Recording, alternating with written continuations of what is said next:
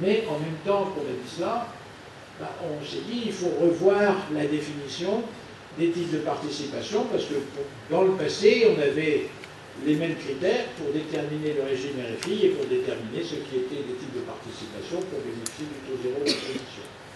Eh bien, en ce qui concerne les types de participation, le législateur exige que la société ait les droits de vote sur la participation dont elle.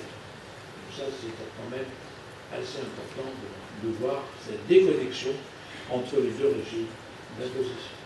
Et puis vous avez une troisième mesure, là aussi vous la connaissez pas beaucoup, c'est celle de la contribution de 3% sur les revenus distribués. Les sociétés qui distribuent des dividendes doivent payer 3%. Il paraît que la jurisprudence communautaire devrait considérer que cette contribution de 3% n'était pas fondée. On verra ça l'année prochaine, dans quelques mois, quand il y a droit, mais pour l'heure, c'est une question qui avait été posée par une entreprise devant le Conseil constitutionnel, parce que cette contribution de 3%, il y avait deux exonérations principales. La première, c'était les PME, au sens communautaire, et la deuxième, c'était les distributions au sein d'un groupe fiscal. Et une entreprise a considéré que l'exonération des 3% en cas de distribution au sein d'un groupe fiscal n'était pas constitutionnelle parce qu'elle ne mettait pas les sociétés dans une situation d'égalité. C'est là quand même une des premières fois où on va devant le juge constitutionnel pour dire qu'une exonération n'est pas fondée. Généralement, on y allait pour dire qu'une imposition n'était pas fondée. Il y avait donc une idée derrière la tête. L'idée derrière la tête, c'était laquelle? Si l'exonération au sein des groupes intégrés n'était pas fondée, ça voulait dire qu'on la supprimait, on l'étendait aux sociétés qui remplissaient les conditions de pouvoir être intégrées, mais qui ne l'étaient pas, soit parce qu'elles n'avaient pas voulu l'être, ça ce sont les sociétés qui auraient pu l'être parce qu'elles étaient en France, soit parce qu'elles ne pouvaient pas l'être pour des raisons de territorialité, parce que la société était en Italie, en Espagne, et donc, le Conseil constitutionnel a dit, vous allez jusqu'au 31 décembre 2016 pour maintenir cette exonération, et à compter du 1er janvier 2017, vous devez traiter le sujet. Comment a-t-il été traité? Eh bien, on a décidé d'étendre l'exonération aux sociétés qui, volontairement, par choix, ne sont pas dans l'intégration fiscale, ou bien parce qu'elles ne pouvaient pas pour des raisons de territorialité. Alors ça, c'est une idée, c'est une information qui me semble utile, parce qu'elle peut avoir une répercussion sur ce qu'on a vu l'année dernière, notamment la réintégration du taux de 1% au lieu de 5% sur les distributions faites par des sociétés qui sont intégrées fiscalement ou qui auraient pu l'être. Et certains d'entre vous se souviennent que j'avais évoqué l'idée que les sociétés filiales françaises étaient moins bien traitées que les filiales italiennes, enfin européennes, du point de vue de la personne. Et je pensais qu'il y avait une distorsion à rebours. Je pense qu'aujourd'hui, avec par choix, devrait laisser penser qu'une société française qui distribue une société mère qui détient de celle-ci plus de 95% puisse réintégrer dans la mère que 1% et pas 5%, même s'il n'y a pas d'intégration fiscale. Puisque par choix, il est décidé. Mais enfin, c'est une question qui sera sans doute l'objet de précision. Ensuite, vous avez pour les groupes qui ont des filiales ou des établissements à l'étranger, vous avez une obligation de transmettre par voie électronique dans les 6 mois qui suivent la date de clôture, plutôt de dépôt de la déclaration de résultat, les modalités, une déclaration abrégée des prix de transfert. C'était juste pour vous montrer que dans le passé, on avait 400 millions, et qu'on est passé de 400 millions à 50 millions, ça va très vite, ça fait partie des mesures de politique fiscale qui sont dans cette disposition. Et puis, quelques observations sur les véhicules. Alors, sur les véhicules, il y a 3 textes qu'on va essayer de ramasser ensemble. D'abord, un premier texte sur les modalités, les plafonnements d'amortissement des véhicules de tourisme dans les sociétés, et qui sont acquis à compter du 1er janvier 2017. Pour ces véhicules, eh bien, vous avez désormais, selon le taux de pollution, moins elle pollue, plus on peut amortir. Et quand on le pollue peu, on peut aller à 30 000 euros, alors qu'aujourd'hui on avait que 18 000. Et puis ensuite on a 20 300. Et pour arriver aux 9 900 qui existent encore aujourd'hui, vous voyez que le taux d'émission de CO2 c'est 155 grammes au lieu de 200. Donc voilà la première petite disposition. Vous regardez cela, ça s'appliquera que l'année prochaine. Ensuite, vous avez une mesure en matière de TVA. Alors, en matière de TVA, on va pouvoir récupérer la TVA sur l'essence. Si on revient un tout petit peu en arrière, on avait cru pendant longtemps que le gazole c'était mieux que l'essence, et donc on avait autorisé des récupérations de TVA sur le gazole, et puis ensuite on vient de s'apercevoir que c'est pire que l'essence, et donc il faudrait inciter à rouler à l'essence. Simplement, il y a une règle qu'on aurait pu dire, il ne faut pas favoriser le gazole par rapport à l'essence, on va supprimer la possibilité de récupérer la TVA sur le gazole. Et ça, c'est interdit par la réglementation communautaire. On ne peut plus revenir en arrière.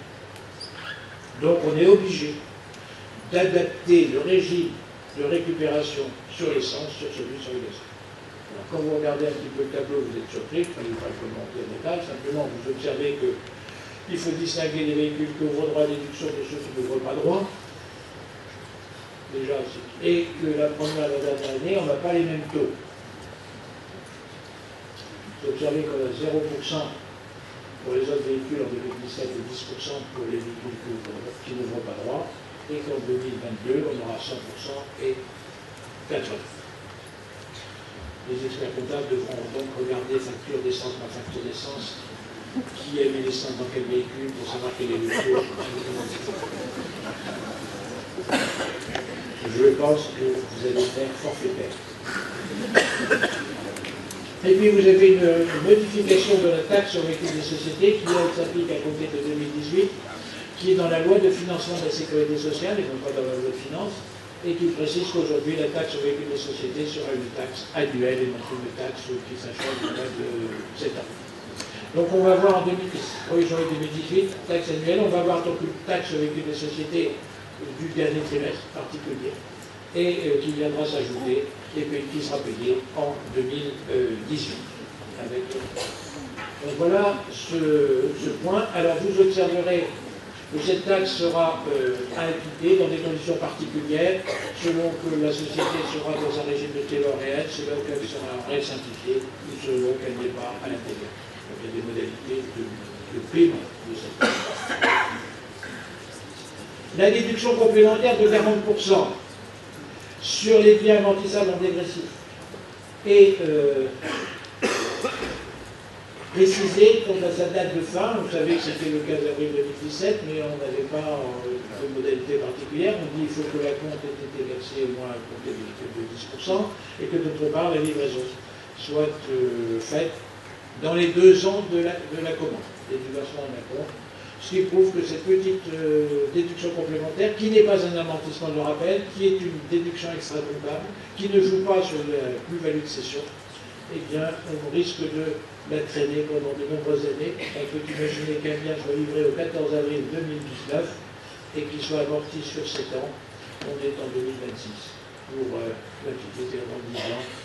Toujours cette mesure qui n'aura duré que 2 ans.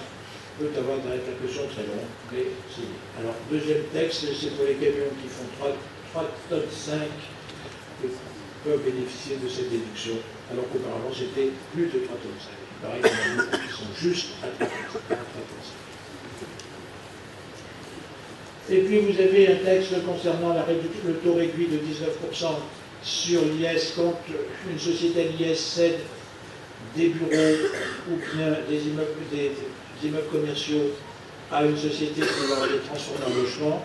Le taux de plus-value, c'est 19%. Il fallait que la société cessionnaire les transforme dans les 3 ans. Que dit la loi? Elle élargit le champ aux immeubles industriels. Donc on va pouvoir céder des immeubles industriels à 19%. Et puis d'autre part, le cessionnaire aura 4 ans pour transformer en logement au lieu de 3 ans. Petite précision, ce n'est jamais le taux de 19% qui est remis en cause, c'est le prix d'acquisition, c'est le cessionnaire, s'il ne remplit pas son obligation, qui supportera une pénalité de 25%. Le mécénat d'entreprise, vous savez qu'il y a un mécénat d'entreprise à 60% de réduction d'impôt, dans la limite de 0,5% du chiffre d'affaires, et que ce mécénat d'entreprise peut être effectué en nature. Quand il s'agit de remise de en nature, la question c'est comment peut-on la valoriser? On la valorise en principe au prix de revient. L'administrateur avait pensé que si on remettait des biens qui avaient une date de péremption, et que ces biens étaient remis très proche de la date de péremption, peut-être que la valeur à retenir était inférieure au prix de revient, c'était ce qui figurait dans son instruction administrative. Le législateur a dit non, qu'importe, c'est toujours le prix de revient, donc le coût des routes, il sera donné au prix de revient et non plus au prix de revient à 30%. C'est une remise en cause de cette doctrine administrative. Alors ça pose évidemment une question simple. C'est normal que le prix de revient, on ne va pas valoriser avec la marge. On ne va pas créer une réduction d'impôt sur la marge. Et puis ça pose une question sur des biens pour lesquels on a des difficultés à déterminer ces valeurs, et notamment en matière de mécénat artistique. Quelle est la valeur d'une œuvre d'art? Je ne sais pas. Dans le mécénat, elle vaut plus cher que dans le non-mécénat. Je vous dis ça, si vous êtes quelque part artiste, faites monter votre cote par le mécénat, c'est plus rapide que la vente aux enchères. Et pour ceux qui voudraient avoir quelques explications sur ce sujet, je vous renvoie à un numéro d'un journal du mercredi, qui vous expliquera très bien ce que je viens de vous dire de manière allusive. Voilà. Ensuite, vous avez le fameux amortissement sur 12 mois des logiciels qui est supprimé. Alors ça, c'est nouveau. Si vous recherchiez, vous posez la question depuis quand cette mesure existe, de l'amortissement sur 12 mois des logiciels, je suis sûr que personne ne se rappelle de la date, 1984. Vous voyez que, et là, c'est supprimé. 1er janvier 2017. Alors, si on a un peu de temps, on va dire, ah, s'il fait moins de 500 €, c'est une charge. Ça peut éventuellement bénéficier de la déduction complémentaire de 40% dans certains cas de figure. Si c'est mis en œuvre par la société elle-même ou l'entreprise elle-même, ça peut être une charge de titre de recherche et développement. Sur les logiciels, c'était sujet d'examen pour traiter les jeunes. Je vais passer sur la constitution de la provision sur les entreprises de presse, c'est une nouvelle pour la presse en ligne. Je vais aussi aller, pas trop vite, sur le CICE. Lorsqu'on a instauré le CICE, vous étiez sceptique pour l'essentiel. Eh bien, non seulement il est maintenu, mais ça croît puisque le taux est de 7%. Quoi qu'il arrive en 2017, depuis le 1er janvier 2017, le taux de CICE, c'est bien 7% sur tous les salaires qui sont éligibles à cette modalité. Bien, il n'y a pas grand-chose à dire, sauf à faire les rappels que vous avez à l'esprit. Maintenant, il y a une deuxième disposition qui ressemble au CICE, je l'ai d'ailleurs mis entre guillemets, c'est un crédit d'impôt au taux de 4% pour les associations qui sont et pour lesquelles ce crédit d'impôt s'impute sur la taxe sur les salaires. Vous savez que au moment de la mise en place du CICE, les associations qui n'y ont pas droit ont bénéficié d'abattements d'assiettes sur la taxe sur les salaires. Comme ils ont bénéficié d'abattements sur la taxe sur les salaires et qu'on n'a pas remis en cause ces abattements, c'est la raison pour laquelle, quand on crée ce crédit d'impôt, on le prend à 4% et non pas à 7%, parce qu'ils ont déjà eu sur l'assiette un avantage. Alors ça, c'est une... Alors, comment ça va s'appliquer? Évidemment, ça s'implique, non pas sur l'impôt sur les bénéfices, mais par définition, ils n'en ont pas, ça s'implique sur la taxe sur les salaires.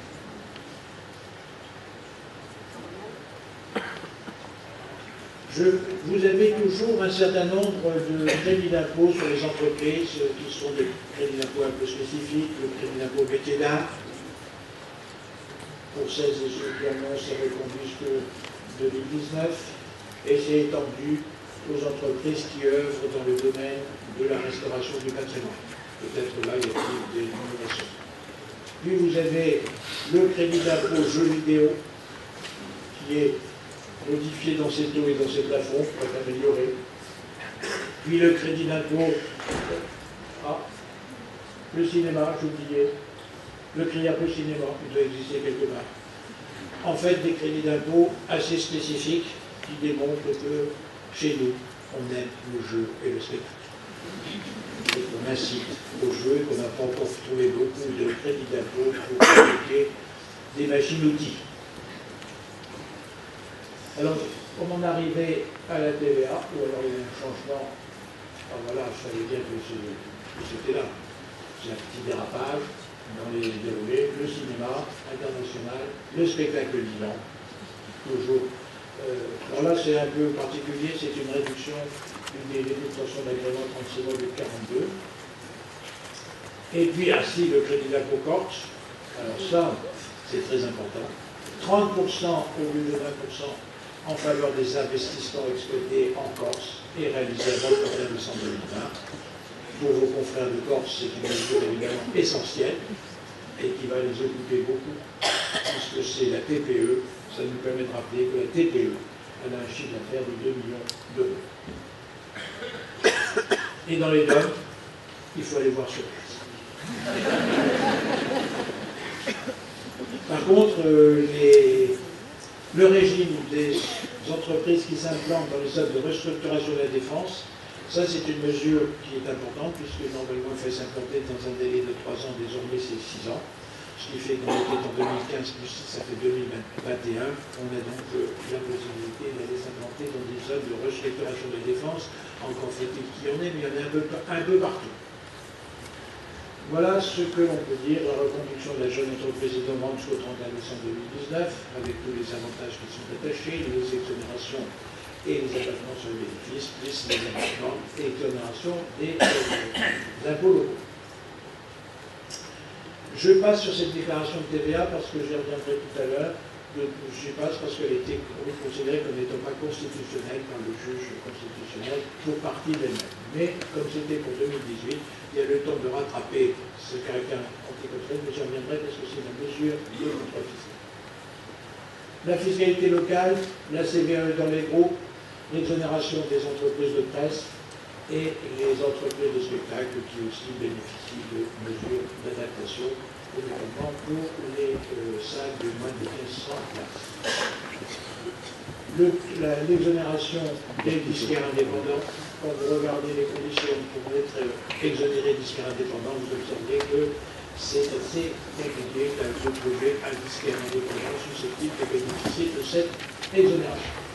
Je crois néanmoins que ça en devrait être ministre, mais on n'en a pas parlé beaucoup aujourd'hui.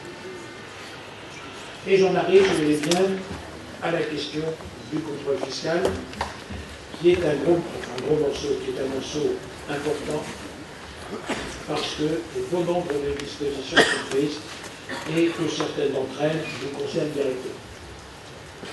Le contrôle fiscal, comme vous le savez, a changé de nature depuis plusieurs années avec le fichier des écritures comptables.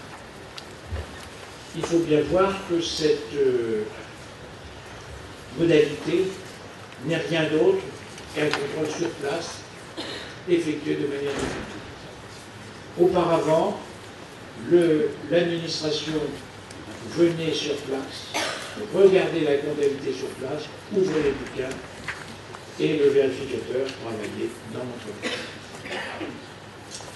Il n'était pas très à l'aise, il était surveillé par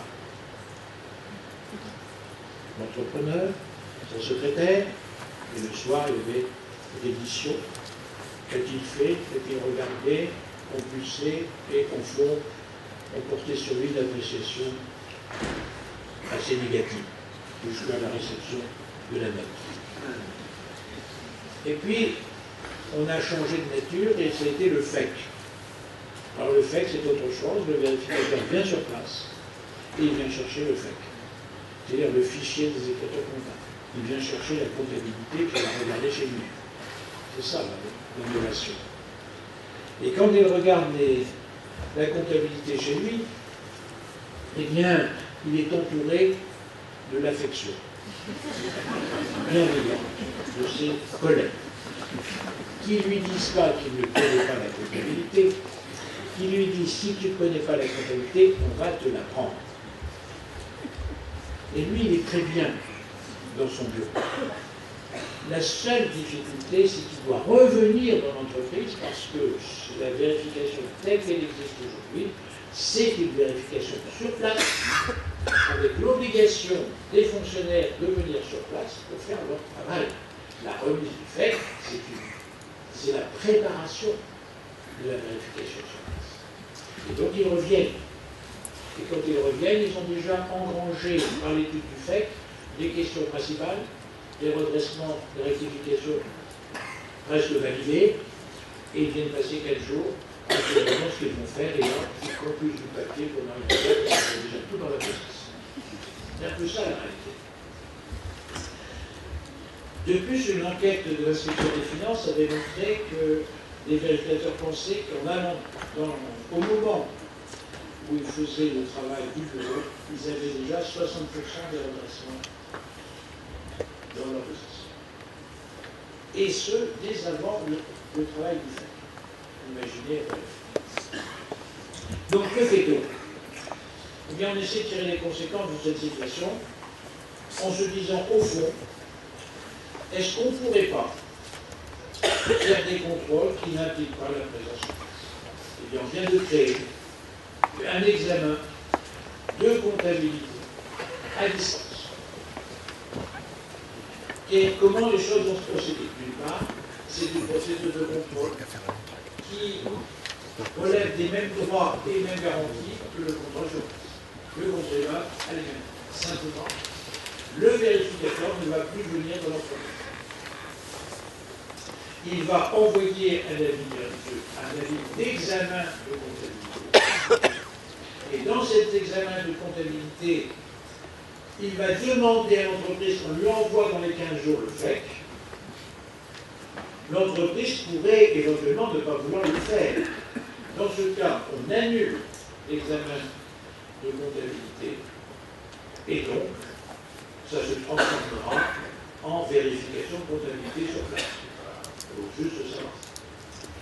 Quand on aura envoyé le fichier des écritures comptables, le vérificateur va regarder, l'analyser et échanger avec l'entreprise par voie de mail ou de téléphone des demandes d'informations, des questions, des réponses, etc. C'est d'ailleurs une procédure assez perverse d'un certain point de vue, puisqu'on a des écrits qui constatent les échanges.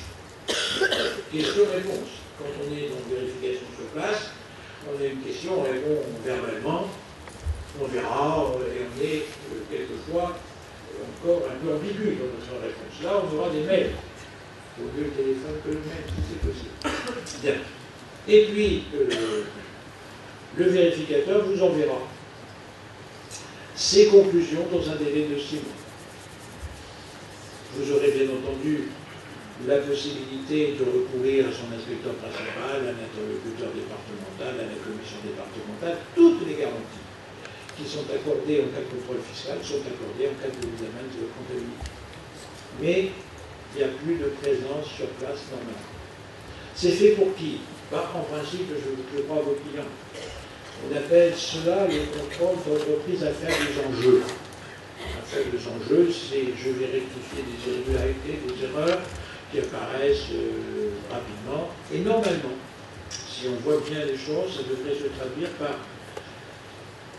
rapidité et on prend ce qui est incontestable et donc on n'a pas de contentieux. Et on paye tout de suite. On fait, sans qu'on s'en rende compte souvent, une réclamation contentieuse. Une réclamation contentieuse, ça veut dire je fais valoir un droit. Normalement, l'administration doit vous rembourser puisque vous faites valoir un droit. Simplement, comme vous le savez, elle veut vérifier que le droit que vous faites valoir, il est fondé. Et il est évident qu'aujourd'hui, elle pouvait vous demander des informations, présentation de factures, etc.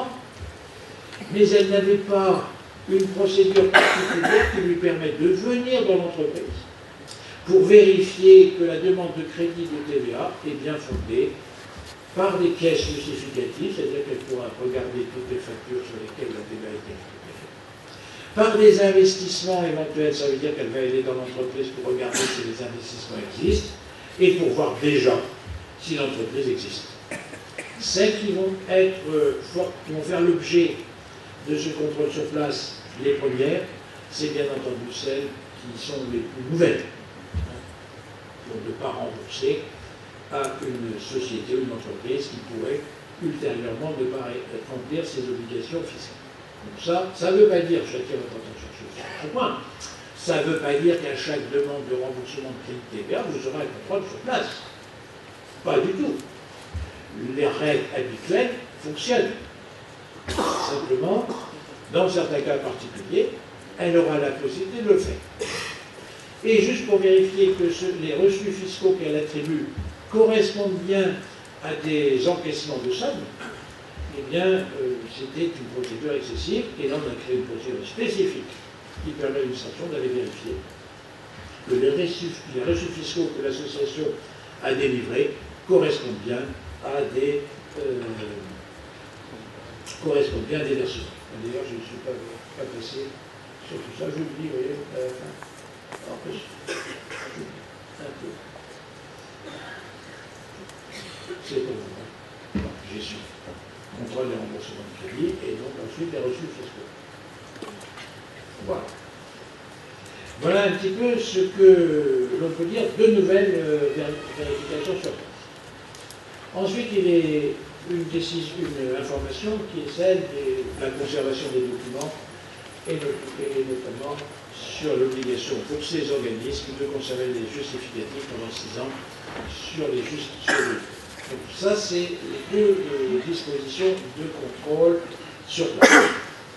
Je reviens un tout petit peu en arrière pour vous parler du contrôle des comptabilités informatisées, où là, c'est un peu autre chose, il ne faut pas confondre la remise du FEC avec le contrôle de la comptabilité informatisée, où là, il s'agit, comme vous le savez, de rendre possible à l'administration d'entrer dans le cœur de la comptabilité, c'est-à-dire dans le logiciel. Et là, quand elle a des doutes, elle peut demander à l'entreprise de lui remettre des fichiers pour qu'elle fasse des travaux chez elle pour les analyser.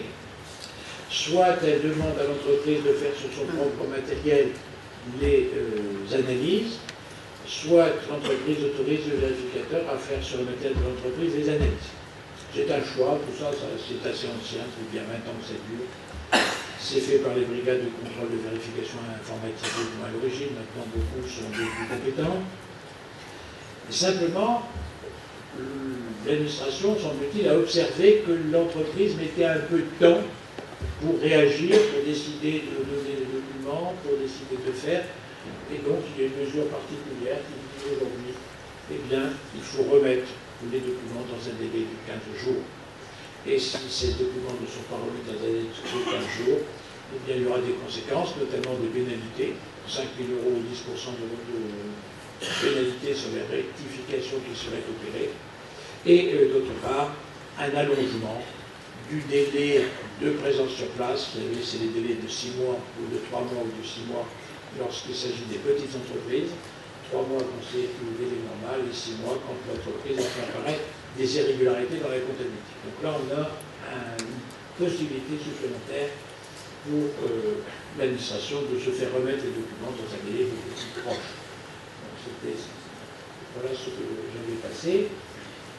Et je reviens à d'autres sujets. Et les autres sujets, c'est la recherche de la fraude. Autant on vient de voir que la vérification de comptabilité, il y a un ancien modèle, elle commence à s'évoluer, elle va faire la vérification du bureau, on va prendre le dessus de ce qu'il y a comme irrégularité. Certes, vous êtes en première ligne, et on peut même se diriger vers, dans quelques années, le fait qu'on enverra chaque année le FEC à l'administration qui fera un contrôle sur pièce. À partir du FEC, c'est dans 5 ou 6 ans que les choses se passeront ainsi.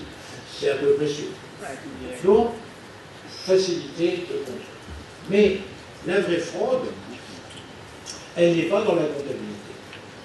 Il faut la rechercher ailleurs. Et c'est le renforcement, depuis de nombreuses années, on renforce les moyens d'intervention de l'administration fiscale pour rechercher ailleurs la fraude.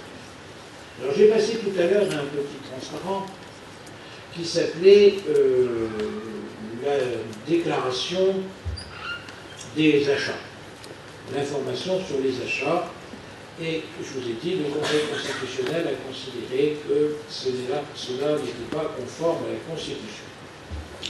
L'idée c'était laquelle? C'était de dire, il arrive que des entreprises se trouvent dans un circuit de fraude qu'on appelle carrousel à la TVA, sans qu'elles le sachent vraiment, ou quand elles le sachent, sans que l'administration puisse démontrer qu'elle le sache. Autrement dit, c'est une zone d'incertitude totale. Pourquoi? Parce que la fraude carrousel ne peut pas se déceler dans la comptabilité. Je le dis, ni par l'expert comptable, ni par l'administration fiscale. Pourquoi?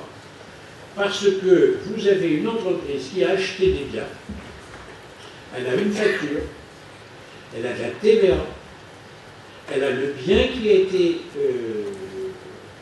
constaté, la livraison qui a été constatée, et le bien a été vendu. Et la facture a été payée. Un expert comptable qui voit ça, il ne peut pas douter qu'il y ait une irrégularité. Le fonctionnaire des impôts qui voit ça ne peut pas non plus douter d'une irrégularité. Lorsqu'il doute d'une irrégularité, c'est parce qu'il a obtenu, en dehors de la comptabilité, des informations qui laissent penser que l'entreprise qui est devant lui a acheté des biens à une autre entreprise qui, elle, était dans un circuit carrousel, c'est-à-dire qu'à un certain moment, elle a délivré des factures sans octroyant des droits à déduction, sans payer la TVA.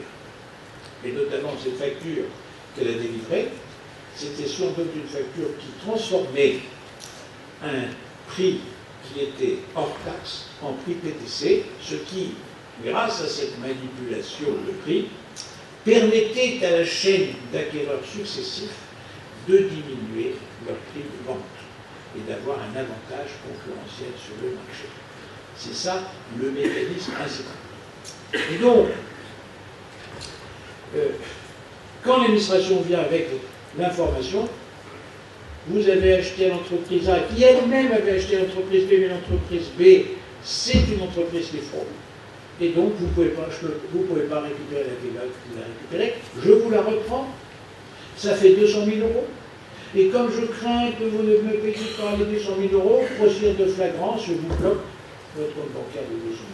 C'est catastrophique. Et donc, le législateur avait pensé, on peut avoir une appréciation différente de la mienne.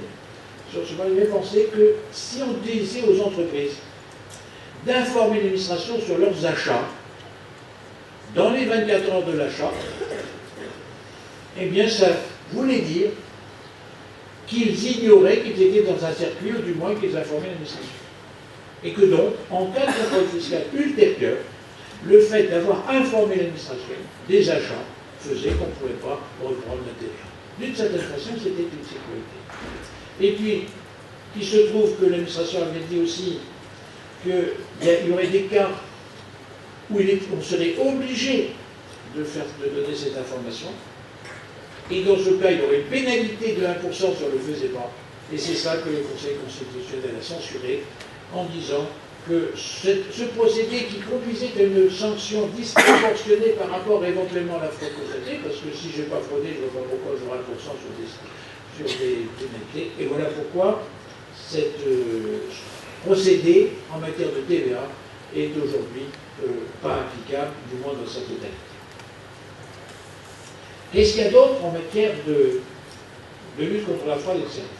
Ces deux dispositions, qui sont d'ailleurs assez surprenantes, et qui ne traitent que de la fraude internationale. Je vais aller plus vite, parce que vous avez froid, je pense, et puis surtout vous avez faim.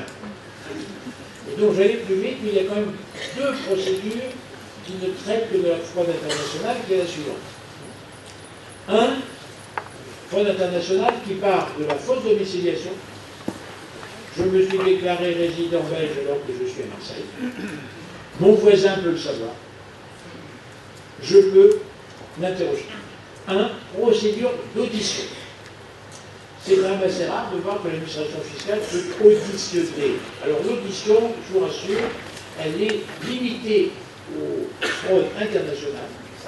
2, les procédures de protection, où l'auditionné peut refuser de l'être. L'auditionné ne peut pas révéler des informations couvertes par le secret professionnel. Et cette audition va se traduire par un procès verbal. Cette audition sera dans les bureaux d'administration ou ailleurs sur la demande de l'auditionné, jamais dans un mois. Voilà le fonctionnement. Et l'auditionné, ce n'est jamais le contribuable. C'est celui qui peut apporter des informations sur l'existence d'une fraude internationale. Qui peut être du transfert de bénéfices, qui peut être un compte à l'étranger, qui peut être voilà, un petit peu. Donc c'est quand même un peu nouveau que d'avoir des agents de la DGFiP qui soient susceptibles de faire. Puis, ça s'accompagne d'une mesure qui s'appelle la rémunération de l'aviseur fiscal. Dans ce même cas, et pour les seules informations concernant la fraude internationale, l'aviseur fiscal, vous appelez ça comme vous voulez, on dit mieux le lanceur d'alerte, c'est plus beau. Avant on disait le délateur. Maintenant on a dit l'aviseur, et puis maintenant le lanceur d'alerte. Et ce lanceur d'alerte, il va demander à l'administration fiscale d'être rémunéré sur les informations qu'il a données. Alors c'est un texte expérimental qui durera pendant 2 ans, on verra. Et d'ailleurs, on peut voir un peu comment les choses vont se passer. Si je fais le lien, je vais aller voir l'administration pour dire je connais une fraude. Et je voudrais bien être rémunéré. Et l'administration dira ce serait bien qu'on fasse un procès verbal. Donc une petite audition. Et ça se traduira plus tard par cette troisième mesure que vous connaissez peut-être, ça s'appelle l'article 16b. C'est pas d'aujourd'hui. C'est la possibilité qui est offerte à l'administration d'intervenir pour trouver la preuve d'une fraude fiscale, n'importe où. Quand je dis n'importe où, c'est dans l'entreprise, mais c'est aussi dans les locaux privés, et y compris chez les experts comptables, le cas échéant, ou dans la banque, n'importe où.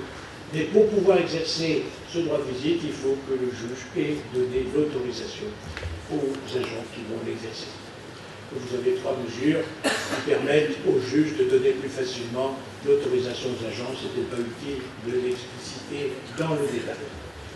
Voilà ce que l'on peut dire sur ce point. Et puis, vous avez évidemment quelques renforcements des obligations déclaratives et quelques sanctions, notamment le 80% pour le défaut de déclaration des sommes qui sont imposables situées sur un compte à l'étranger. Voilà ce que l'on peut dire sur cette loi de finances, et peut-être avez-vous quelques questions à poser sur ce qu'on a pu dire ou sur ce qu'on n'a pas indiqué. Je n'ai pas été exhaustif, je n'ai pas parlé de la compte sur la taxe com, mais qui est importante, parce que la taxe sur les surfaces commerciales, quand elle est due, elle est chère. Quand il y a des majorations de 50% à l'échelle, on a créé un acompte sur cette taxe sur les surfaces commerciales, en particulier. Et puis, vous avez des modalités spécifiques de protection des cessions de fonds de commerce qui sont un peu améliorées entre cédants et cessionnaires. Je ne sais si vous avez des questions. S'il n'y a pas de questions, je pense qu'on peut se dire... peut-être avez-vous quelque chose à dire, monsieur? Allez-y, prenez ma place. Merci beaucoup. On remercie M. Cossin.